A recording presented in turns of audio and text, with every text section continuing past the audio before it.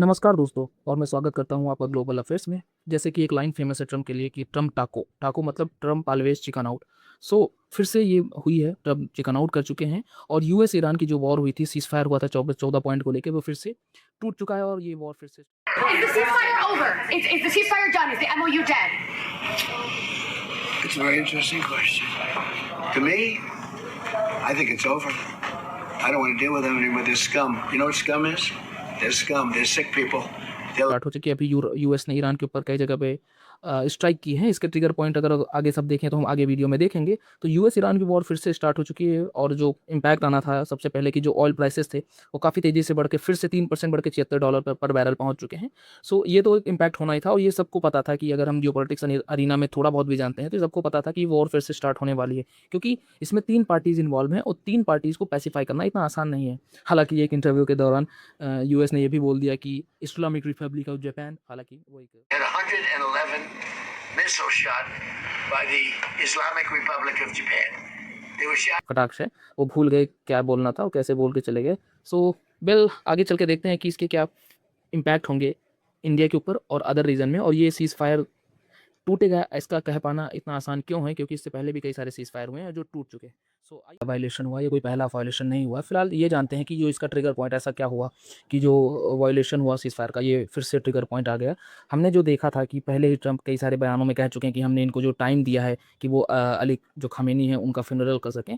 तो ऐसा allegation trigger point अगर हम देखें तो एलिगेशंस ये हैं कि जो 3 जहाज़ जा रही थी, वो जिसमें सऊदी की थी, वो कतर की थी, स्ट्रेट ऑफ हॉर्मुज़ से गुजर रही थी, उस पे ईरान का हमला हुआ। उसके रिटेलिएशन में यूएस ने फिर से फ्रेश स्ट्राइक कैरी डाउन कर दी, जिसपे हर्मोजगान प्रोविंस हो गया, कोस्टल रीजन्स पे हो गया, और इसके बाद में ईरान ने फिर से उनके जो यूएस लिंक्ड मिलिट्री इंस्टॉलेशन से बह रहे तो कुवैत पे, उस पर हमला कर दिया। उसके साथ साथ जो यूएस ने एक सैंक्शन वेवर दिया था कि जो ईरानियन ऑयल है मार्केट में आ सके, उसको फिर से हटा दिया। जैसा हम सब जानते हैं कि जो सैंक्शन लग गए थे ईरान के ऊपर ट्रम्प के, वो उससे फिर मार्केट में ईरानियन ऑयल नहीं आ रहा था। सो अब जो बीच में जो 14 point of memorandum of understanding sign किया गया था, उसके तहत जो वेवर मिला था वो वेवर फिर से हटा दिया गया। हालांकि जो दोनों साइड हैं एक दूसरे को अक्यूज़ कर रहे हैं कि इन्होंने वायलेट किया, इन्होंने वायलेट किया। हालांकि ये कोई पहला एग्रीमेंट नहीं था जो ईरान और यूएस के बीच में साइन किया गया था। जब हम देखें तो पिछले साल अगर जाएँ 24 जून 2025 में, जब इसराइल ने और यूएस ने मिलकर B2 बॉम्बर के साथ 3 जगहों पर ईरान की जो न्यूक्लियर साइट के ऊपर जो स्ट्राइक की थी, वहाँ पे शुरू हुआ था।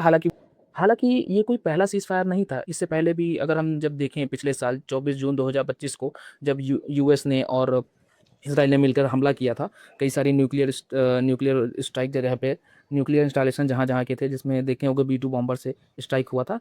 ये भी सीज़ फायर एक आ गया था। अगर हम देखें 24 जून 2025 में सीज़ फायर हो गया था फिर से, लेकिन फिर जो 28 फरवरी 2026 में वॉर हुई, जिसमें अली खमेनी समेत कई सारे जो मिलिट्री लीडर्स थे, न्यूक्लियर साइंटिस्ट थे, वो मारे गए थे। उसके बाद इस्लामाबाद में ये थोड़ा यूएस ने प्रेशर डाला पाकिस्तान पपेट के ऊपर कि इस्लामाबाद पे एक फिर से छोटा सा सीज़ फायर होता है जो 2 वीक के लिए रुकता है। उसके बाद फिर से ये लोग जब ईरान की जो प्रॉक्सीज़ हैं जो लेबनान में हो गए, चाहे वो हिजबुल्लाह हो, हमास हो, हौती हो, इस पे फिर से इसराइल ने स्ट्रक किया और ये वॉर फिर से चालू हो गया। क्योंकि इसराइल ने भी साफ-साफ कहा था कि जो टर्म एंड कंडीशन होगी वो इसमें जो लेबनान में हौतीज़ हैं इनके ऊपर हिजबुल्लाह जो है लेबनान में है उनके ऊपर एप्लीकेबल नहीं होगी। और हमने देखा था कि जो सीज़ फायर था उसके बाद लेबनान में जाके घुस के इसराइल ने स्ट्राइक किए थे, तो उसके बाद ये फिर वॉर चालू हो गई। हालांकि जो 17 जून ये फ्रेश सीज़ फायर हुआ था, जिसमें मेमोरेंडम ऑफ अंडरस्टैंडिंग किए थे 14 पॉइंट, जिसमें ये हो गया था कि हम हॉस्टिलिटीज़ नहीं करेंगे, एक मिलिट्री ऑपरेशन को हर तरफ से हम रोक देंगे, स्टेट ऑफ हॉर्मुज़ को ओपन एंड फ्री नेगोशिएशन देंगे, टोल पासेस देंगे, सैंक्शन को रिलीफ किया था। जैसे मैंने बताया कि यूएस ने सैंक्शन हटा दिए थे ताकि ईरानियन ऑयल मार्केट में आ सके। जो न्यूक्लियर इशू था उस पर भी ये था कि हम जो 60 दिन का एक विंडो दिया गया था, जिसके तहत हम ये बात करते कि न्यूक्लियर जो इनके स्टॉक पाइलिंग है ईरान का, इसको क्या करना है। हालांकि ये ज़्यादा दिन तक टिक नहीं पाया। जैसे हमने देखा, जैसे बातों से ही लग रहा था कि ये ज़्यादा दिन टिकेगा नहीं।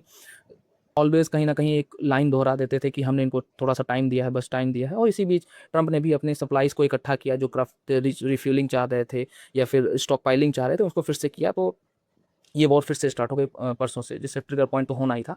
अगर हम इसके इतिहास की बात करें कि जो इज़राइल और ईरान के बीच ये हॉस्टिलिटीज़ कब से शुरू हुई, तो इसके कुछ हिस्टोरिकल कॉज़ हैं। जो मेन हिस्टोरिकल कॉज़ था वो था 1979 में आई हुई ईरान में रिवॉल्यूशन, इस्लामिक रिवॉल्यूशन जिसे कहते हैं। देखो 1979 के पहले जो ईरान था वो काफ़ी प्रो वेस्ट माना जा रहा था। उसमें एक लिबरल गवर्नमेंट थी, जो किसी थियोक्रेटिक नहीं कह सकते हैं, लिबरल गवर्नमेंट थी। पर क्या हुआ ना कि 1979 में इस्लामिक रिवॉल्यूशन के बाद यहाँ पे एक थियोक्रेटिक गवर्नमेंट आ गई, जो ज़्यादातर रिलीजन को प्रेफर करती थी ऊपर।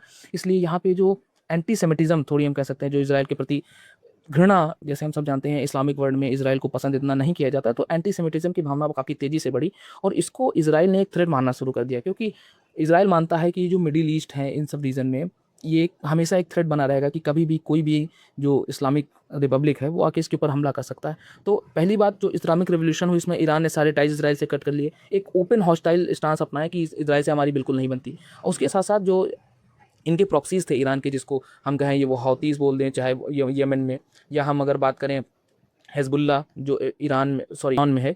सो ये सारी जो प्रॉक्सीज थे इनके जरिए ईरान पे, इसराइल पे हमेशा ईरान ने अटैक कराते रहे। उसके बाद जो ये 2015 में JCPOA एग्रीमेंट हुआ था, जिसके तहत ये बात हुई थी कि ईरान जो है वो अपने न्यूक्लियर प्रोग्राम को छोड़ देगा। JCPOA मतलब joint comprehensive programme of action, ये कई P5 कंट्रीज़ और जर्मनी इस सब और ईरान के बीच में साइन किया गया था। हालांकि जो ट्रम्प की फर्स्ट टर्म थी जिसमें US ने इसको विथड्रॉ कर लिया, उसके बाद भी ईरान ने भी इससे अपने आप को हटा लिया और फिर से न्यूक्लियर कंपाइलेशन करना शुरू कर दिया। और जो IAEA की मॉनिटरिंग होती थी इसके तहत, वो भी काफ़ी घट गई। फिर गाजा वार हुआ, जहाँ पे फिर से ईरान ने इसराइल को हॉस्टिलिटी दिखाना शुरू किया। फिर 12 डे वार हम जानते हैं, जून 2025 जिसमें स्ट्राइक हुए थे। अगर हम इमीडिएट की बात करें तो US ईरान नेगोशिएशन जो हॉल्ट हो गए थे फरवरी में, उसके बाद ऑपरेशन एपिक फ्यूरी US ने लॉन्च किया, जिसमें कोऑर्डिनेटेड स्ट्राइक की गई, असैसिनेशन हुए अली खमेनी और टॉप मिलिट्री न्यूक्लियर साइंटिस्ट की। इसके बाद इसको लेके कई सारे एलिगेशंस लगाते रहते हैं एक दूसरे के ऊपर कि ऑफिशियल रीज़न अगर हम बताएं तो कहते हैं कि हम इसराइल का मानना ये है कि जो ईरान है उसका न्यूक्लियर प्रोग्राम इसराइल के लिए हमेशा एक थ्रेट रहेगा, इसीलिए उसने प्रीएम्प्टिव स्ट्राइक किए। इसराइल हमेशा यही कहता है कि हम प्रीएम्प्टिव स्ट्राइक कर रहे हैं। कि देखो ऐसा क्या है ना कि इसराइल है उसका ये मानना है कि अगर उनके पास न्यूक्लियर वेपन आ गया ईरान के पास, तो ये पूरे रीजन का नहीं, पार्टिकुलर इसराइल के लिए एक खतरा बना रहेगा। क्योंकि हम सब जानते हैं ईरान इसराइल की बनती नहीं, और एक चांसेस रहेंगे कि एक न्यूक्लियर वॉर या फिर कंप्लीट असैसिनेशन का ऐसा इवेंट कोई हो जाए।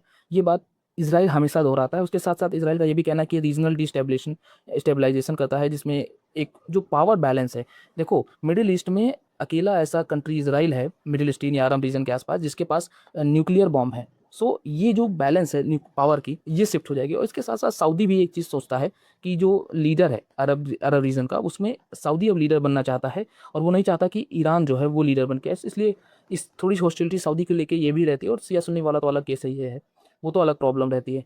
इसके साथ साथ जो डोमेस्टिक वीकनेस हुई थी, जैसे दिसंबर 2025 में अली खमेनी के विरुद्ध जो थी, ये रिजीम के विरुद्ध प्रोटेस्ट हुए थे काफ़ी तेज़ी से, हम सब ने देखा था। तो इसको भी एक्सप्लॉइट करना चाहते थे, रिसोर्स मोटिव थे, ऐसा मान नेतन्याहू ने अपनी डोमेस्टिक पॉलिसी, ऐसा ईरान का कहना है कि नेतन्याहू के ऊपर कई सारे करप्शन के चार्जेस थे, इनके ऊपर एलिगेशंस थे, इसको यहाँ से ध्यान भटकाने के लिए पब्लिक का इन्होंने वॉर में ढकेल दिया। और सऊदी अरेबिया और UAE ने लॉबिंग की थी ईरान के प्रति, ऐसा भी कारण है। हालांकि अगर हम इसके इम्पैक्ट ग्लोबल सेंस में देखें तो जैसा हम सब जानते हैं स्ट्रेट ऑफ हॉर्मुज ब्लॉकेड है, और वर्ल्ड का बहुत बड़ा ट्रेड अराउंड 27% के आसपास जो ट्रेड है वो सीबॉर्न ट्रेड, वो यहीं से गुजरता है। 20% global energy trade straight of Hormuz से गुजरता है, और फ्री पॉसेस नहीं है, तो ये पूरी दुनिया को इम्पैक्ट कर रहा है। शिप ट्रांजिट नहीं हो पा रही हैं, 130 दिन से ज़्यादा हो गए ये कोलैप्स पड़ा हुआ है, और क्रूड ऑयल के दाम बढ़ते हुए जा रहे हैं। जो वर्ल्ड बैंक ने प्रोजेक्ट किया था कि जो $86 पर बैरल है वो बढ़ के 95 to 115 यानी 3 डिजिट में आ सकता है। जो IEA चीफ है, इंडियन इंटरनेशनल एनर्जी एजेंसी के जो चीफ थे, उन्होंने कहा कि ये लार्जेस्ट सप्लाई डिस्ट्रप्शन है in the history of global oil market.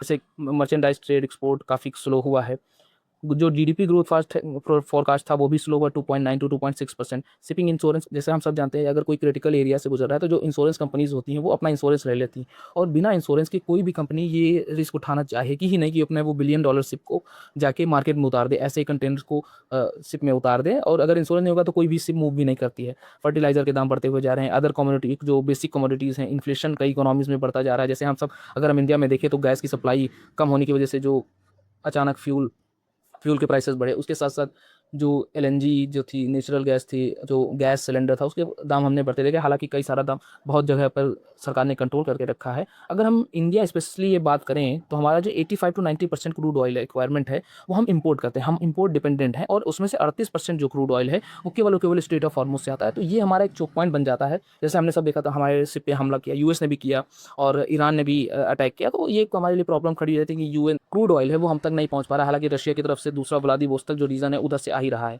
इधर से अगर हम ऐसे वर्ल्ड मैप को बना के देखें तो यहाँ से रशिया, जापान, ये जो इंडोनेशिया करके यहाँ से इंडिया के पास आ ही रहा है यहाँ से। तो ये प्रॉब्लम नहीं, स्ट्रेट ऑफ हॉर्मुज से आने वाली शिप जो यहाँ पे ऐसे स्ट्रेट ऑफ हॉर्मुज है यहाँ से प्रॉब्लम हमें अभी दिख रही है, जो कि धीरे-धीरे सही होगी और ये प्रॉब्लम तब तक चलती रहेगी जब तक वॉर नहीं रुकेगा। अगर हम इसकी स्टॉक मार्केट की बात करें तो स्टॉक मार्केट कभी ऐसे होता है, फिर कभी ऐसे हो जाता है।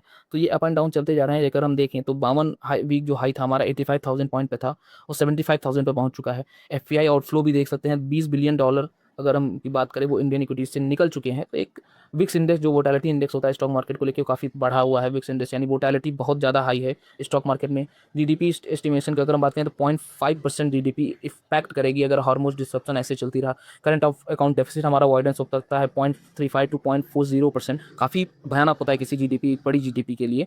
सो उसके साथ साथ कई सारे चैलेंजेस अदर भी हैं, जैसे हमने देखा कि रुपी डिप्रिशिएशन जो ऑलरेडी डिप्रिशिएट कर रहा था वो काफ़ी तेज़ी से हुआ। अगर हम उसका ग्राफ अगर देखें तो पहले अगर ऐसे डिप्रिशिएट कर रहा था तो वो काफ़ी तेज़ी से डिप्रिशिएट करके गया, तो ये हमारे लिए चैलेंज होगा। जैसे कि हमने देखा जो रुपी हमारा डिप्रिशिएट हुआ उसकी वजह से हम जीडीपी की रैंकिंग में 6 नंबर पे आ गए।